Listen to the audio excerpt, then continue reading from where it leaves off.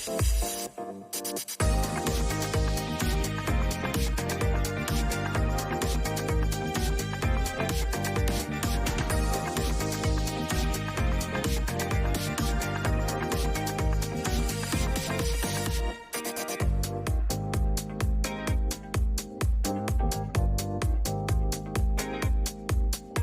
everyone, I'm Rainier and I'm with Allmec. We have a small project here happening now in a town called Vapour, just outside of Salt Lake City, Utah. Our Lava 20 multi-coating system will be going on today on plywood. So with today's application, we will include primer, Lava 20, fleas made out of fiberglass, also referred to as matting, another coat of Lava 20. Now make sure before application that your surface or your substrate is clean and dry. You're gonna go ahead and add a top coat of our clear Lava 20 top coat, then followed by adding our quartz aggregates. Make sure that you go as heavy as possible, don't be shy.